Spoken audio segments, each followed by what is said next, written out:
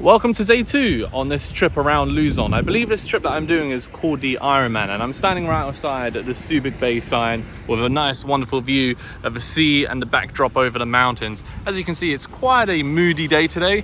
There were thunderstorms earlier in the morning that woke me up, but our trusty scooter, the Suzuki Bergman, has done about 2,000 kilometers, and so it's probably due for an oil change. So I'm going to be taking it to a nearby service area, which is about 13 minutes away from here, to get a engine and transmission oil change. And I think we may need to change the back tire. I'm not sure. Let's see what the service shop says. But before we leave, there are a few things that I want to point out here in Subic Bay, such as this Hellship Memorial. This particular memorial is a tribute to the thousands of people that were captured and used as prisoners of war and transported to different locations and countries as slave labor in very inhumane conditions. They were mostly transported by ships where travel times would last for weeks. And these prisoners were crammed into these ships, shoulder to shoulder, required to stand the entire length of the journey. And this monument here describes the harsh conditions. I quote, "These inhumane conditions was the extreme brutality of the Japanese guards. Those who survived the unimaginable nightmare of the hell ships described their time abroad as the most horrific chapter of their wartime captivity." 1,000 or more men were crammed into a cargo hold, often with only enough room to stand for a journey that could last weeks. The heat was stifling, the stench unbearable. Even the most basic sanitary and medical provisions were refused. Hundreds of men, already weak and suffering from disease after years in prisoners of war camps, succumbed. Hundreds more went out of their minds. And due to these brutal conditions, the ships were named hell ships. Now, what's really sad about this story is that the ships that the hostages were carried on were unmarked by the Japanese. And so when Allied forces tried to rescue their own men, they couldn't tell who was on board. And so they assumed they were a threat and ended up blowing their own men up. And so many of them lost their lives with no tombstone above their head, with many of their bodies sadly sinking to the bottom of the ocean.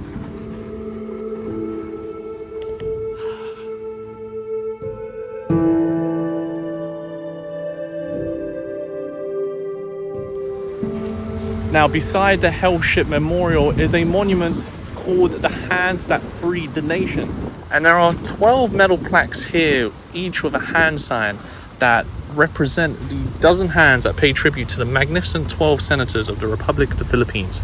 These 12 senators, who have their names written on these plaques, rejected the US military base treaty and finally ending the presence of military occupation in the Philippines. And this massive Filipino flag post marks the relinquished administration control and possession of the former Subic naval base after 94 years to the sovereign Philippine government.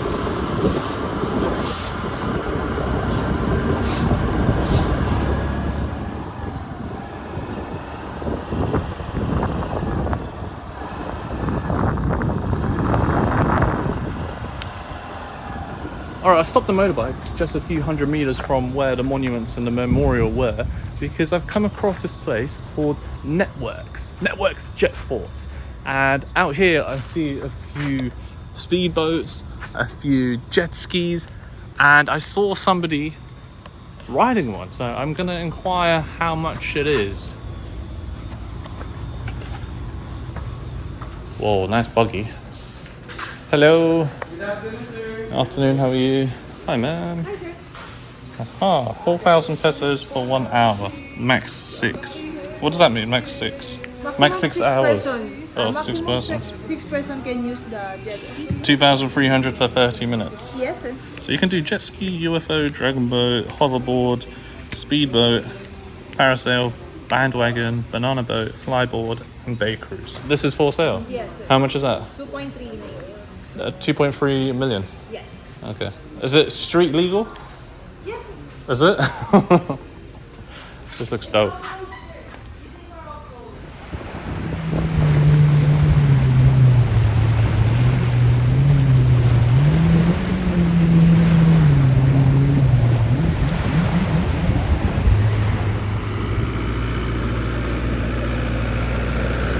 You know what, I would do it, but if just the waters were, less murky. I should have done it in Boracay, to be honest. Boracay or El Nido, but El Nido don't have any jet skis, I don't think. There's only Boracay that had it. But they've got plenty here outside Subic Bay. You can even rent these boats here for like 10,000 pesos a day. It's pretty cool, right? You can definitely see the American style of this Subic Bay area, especially the way the roads have been designed. They've got American sort of signposts here, very different to other areas.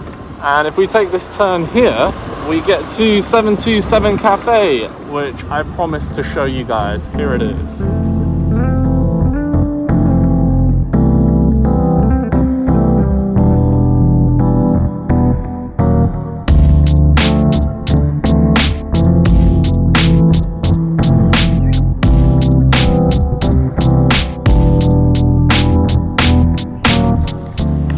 Okay, welcome to 727 Cafe, a very sleek, modern and contemporary cafe, right? It's got a whitewash feel. Some of the entrances here, like this concrete panel, it just looks like it's been broken, but I like it. It's like an industrial feel at the same time too. And I've gone ahead and ordered myself a nice Americano as usual, along with a chocolate fudge cookie. Look at the thickness there. I don't think I'm ever going to get to the service area. Your coffee, your cookies, or your cake that you order up is served on this nice little wooden tray. And this was 120 pesos only. Oh. Well, that's pretty good. The coffee's got this subtle, sour, yet bitter taste. It's like a perfect blend between the two. While I drink my coffee and eat my cookie, I just want to take you over here. Let me show you something. I didn't expect this. If you go through here, there's a spa, believe it or not, to the right. Is there? I'm not...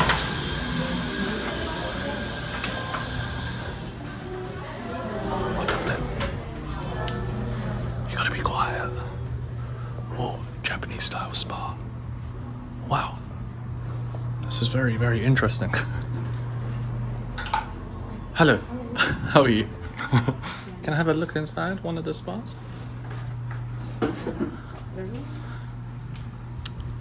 This is the room. Aha. So you can get a body massage here at this 727 coffee shop. And then if you exit out the spa and come out onto here, down this hallway, there is a hairdresser's.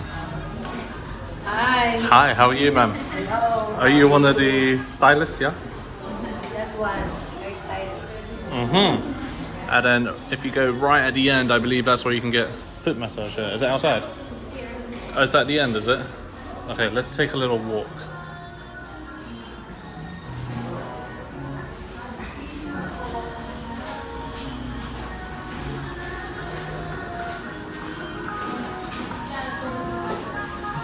And this is where you get a foot massage done. And this is some more seats and mirrors. And then over here is the barbers for men. And I think I'm in need of a haircut. But I'm not gonna get one. Whee. Excuse me for the used up tissue here, but they've got their own coffee shop printed on their tissue. Look at that. So cool. Oh, they've even got an outdoor seating area. I'll show you now.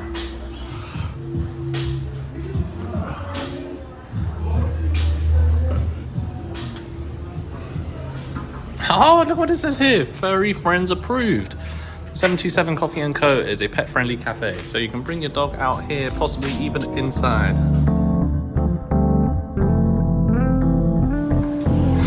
Thank you very much. Thanks. You too, bye-bye.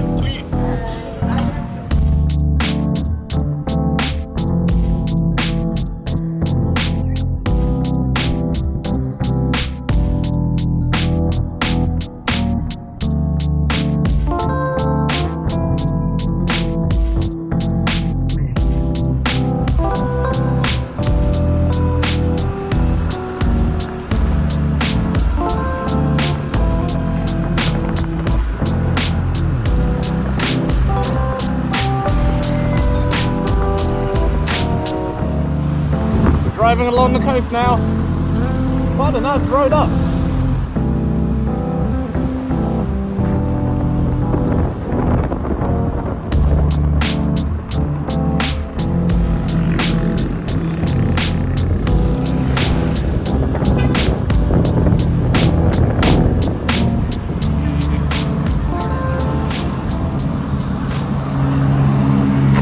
Alrighty, this is a shop and it's called Motex. I scouted this place on Google Maps and it looks pretty legit, as you can see. There's quite a few motorbikes. It looks like a nice mechanic store, and we're gonna go inside and inquire how much it is to get an engine and transmission oil change. They're working on a motorbike here right now. Is this an ADB? It is, yeah. This is the bike that I drove in El Nido and Boracay and a few other places actually. Yeah, I'll take it off. Alrighty, the engine oil along with the transmission oil plus the labor is costing me in total 720 pesos. So that's about 13 to 14 USD to get it all done. I think it's a pretty fair price. While I'm waiting for an oil change to happen, I'm just gonna go and sit inside this cafe called Bayside City Cafe. If I get another iced Americano, it will be my third coffee in the space of about 4 to 5 hours. So I'm going to be jacked on caffeine.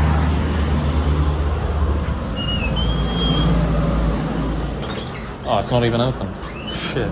Well, it looks like this coffee shop isn't even operational. And the door is open. What the hell? I was actually going in there to get some AC, but it's not working at the moment. The oil change is about to take place. Yeah. I really want to see the color of both the engine oil and the transmission oil. I'm hoping it doesn't come out black. Maybe like a light brown would be okay.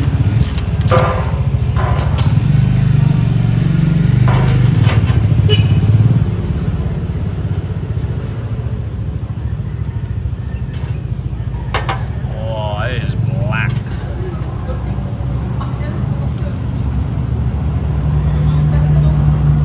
Is that too black?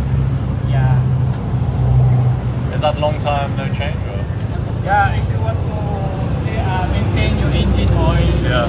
just 3,000 kilometers.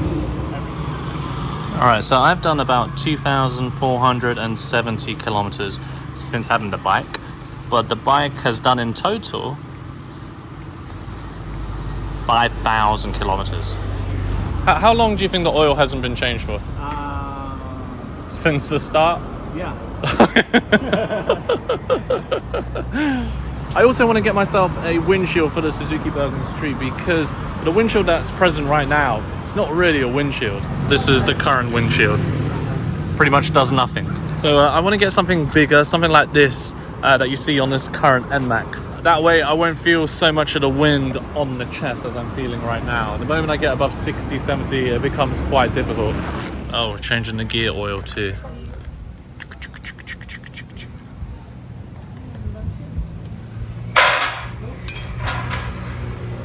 That is the gear oil. Yeah. Is that pretty bad too? Yeah. What color should it be? Like, Yeah, it's pretty dark. Well, the engine oil is the bloodstream of an engine. It is responsible for keeping all of the mechanical components fully lubricated. It also plays a role in extracting the heat from the components. And so it is incredibly important to change the oil regularly every 3,000 kilometers. I'm doing it at 2,400 kilometers, but I have put the Suzuki Bergman through quite a bit of work. And so I'm wondering if the oil has aged and become darker a lot quicker because I've been on some pretty long road trips. Anyway, I'm getting it changed now at 2,400 kilometers and it should be good to go in about 30 minutes. so the gear oil, this one is the lighter than this is the lighter one. Yeah. This is the, you put here. Oh, you put it here. Yeah. That's fine. one. No problem. Do I reset? Is there like a indicator for oil change or no? Maybe a B. Will adjust.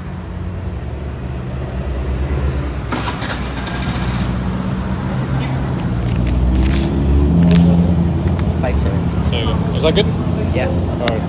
Thank you. Thank you, sir. Salamat. Alright, engine and gear oil changed. Woo! Now, I'm going to leave this place.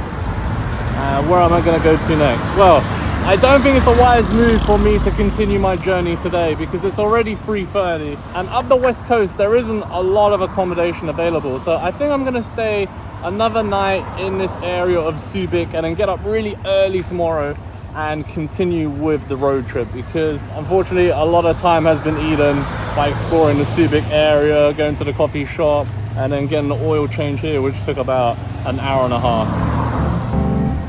So let's go back to the Subic area. I will continue this journey tomorrow.